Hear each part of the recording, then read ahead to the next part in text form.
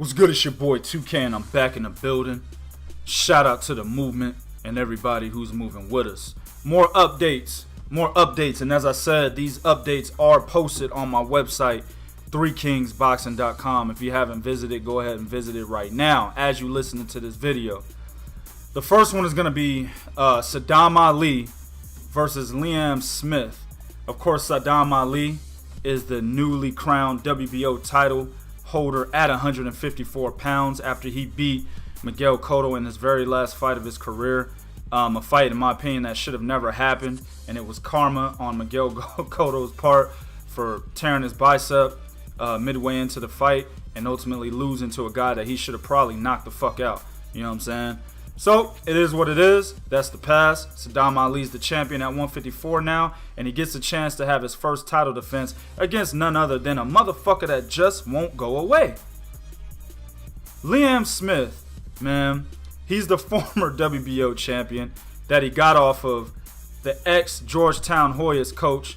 Allen Iverson knows who I'm talking about. Mr. John Thompson, you know what I'm saying? Nobody knew who the fuck he was, but Liam Smith beat him for the vacant WBO title, which ultimately led to him getting a pay-per-view fight here in my neck of the woods of Dallas, Texas, versus Saul Canelo Alvarez, and he ended up getting knocked the fuck out by a body shot, which in turn sent him back to the UK domestic circuit, and he ended up having a domestic rivalry versus Liam Williams, right? The first fight was, I believe, a TKO in the 9th round due to 2 cuts over the eyelid of Mr. Liam Williams.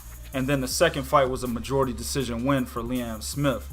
You know what I'm saying? And that put him, I guess, in a situation to fight for the WBO title once again, right? The way I see it, man, Sadam Ali is food at 154. You know, he looked, you know what, let me say this. Sadam Ali is an excellent example of a guy who was a pretty good amateur. He wasn't a great amateur, but he was pretty good, whose abilities don't transfer well as a professional, right? Now, the examples I'm going to give you, they may not have the same accolades as others. Other examples I'm going to give you, or the accolades that Sadam Ali has now, right? He's now a champion. He will go down in the history books as a former champion at 154 pounds, right? But fighters like David Reed, you know, Otley Harrison, you know, those two guys, their amateur ability didn't transfer well into the professionals, right? Richard Brill, he looked good at first, but then just kind of faded away after he lost to Brandon Rios, and then now he just off the grid. Don't know where the fuck the nigga. I guess he retired. You know what I'm saying? Those guys didn't transfer their amateur abilities well to the professionals. And I feel that's what Sadam Ali, that's how he is. It's the same way, right? But he ended up getting a bone, and he took advantage of it, and now he's a champion at 154. I think this is going to be a tough fight for him, even though I don't think very highly of Liam Smith's skills. But you know who else skills I didn't think very highly of? Jessie Vargas. You know, I still don't think very highly of Jessie Vargas, and he was able to knock out Sadam Ali, even though he only had at that time a 21% KO rate. You know what I'm saying? So I think Liam Smith has a very good chance. Now, I don't know where this fight is going to be. It could most likely be in the States, or it could be in the UK, but that's going to be a big factor in who I think wins the fight, right? Both these guys have they have styles in which both fighters can exploit their flaws, right? Sadam Ali really doesn't have anything glaring but his hand speed. You know what I'm saying? He has a little pop on his punches. He hurt Miguel Cotto. Remember what he did against Luis Carlos Abregu, which was an excellent fucking win in my opinion. But then he came out there and looked like shit against Jessie Vargas in his very next fight. You know what I'm saying? So you never know what you're gonna get with Sadam Ali. But he has pretty good hand speed. His footwork isn't where I want it to be for a guy with his style. His defense is something that needs to be worked on. I don't think he's a very smart fighter in the ring. Like I said, if Miguel Cotto didn't tear his bicep, he probably would have won that fight. And then you got Liam Smith. In my opinion, he's another guy like Terry Flanagan, as I mentioned in the video previous to this one. He doesn't really have anything glaring. You know, you look at his style, you look at his abilities in the ring, there's nothing really that it sticks out. You know what I'm saying? Where you're like, damn, he's good at this or he's good at that. It's just a basic fighter, man, and he has flaws, just like Sadam Ali does. So it'll be an interesting fight, man.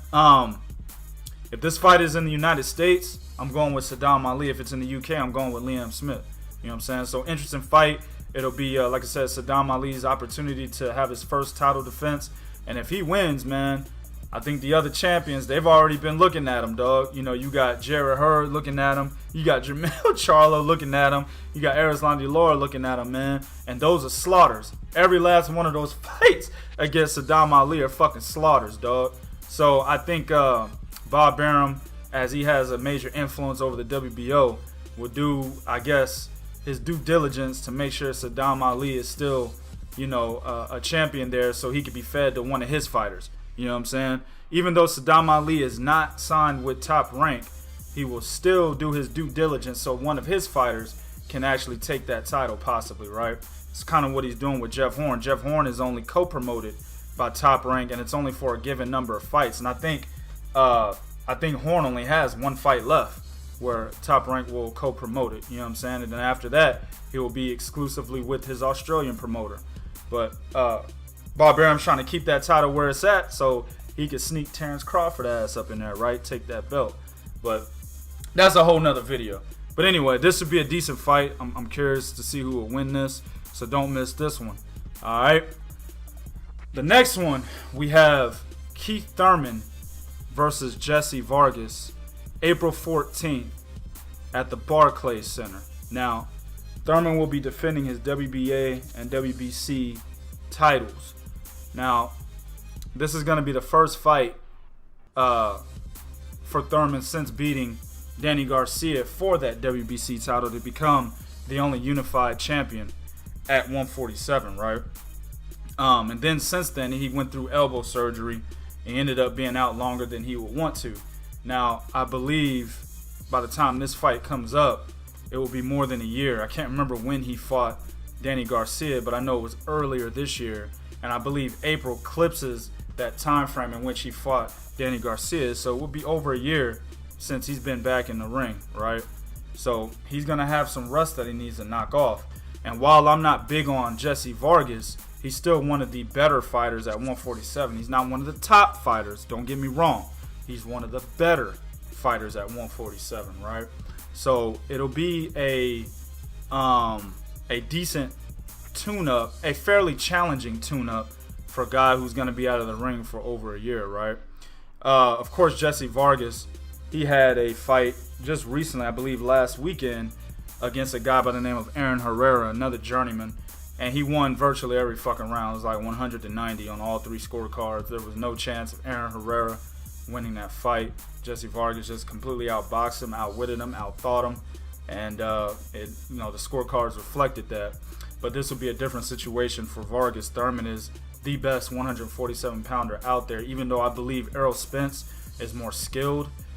Keith Thurman has the accolades to be named the best fighter at 147. That said, Mr. Keith and Gregory Josephine Thurman, if you beat Jessie Vargas, which I think you will, at the end of this year, I still expect you to take the challenge from Errol Spence. There's no reason for you not to take that fight after you get by Jessie Vargas.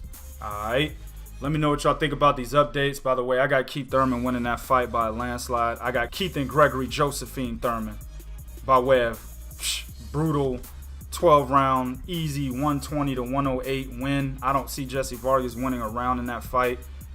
Just like Tim Bradley beat the hell out of him for 11 straight rounds and then got complacent, ended up getting caught in the 12th round. Actually, a round that he was actually winning before he got caught.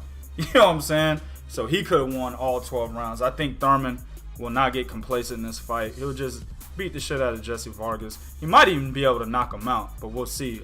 Jessie Vargas is known to be able to take a shot. Took some good shots against Manny Pacquiao. So I don't think it'll be a knockout, but it will be a 120-108 type of fight. All right? Do what you do in the comment section. Be real. Let me know what you think about these fights. This is Real Talk for real fans. 1.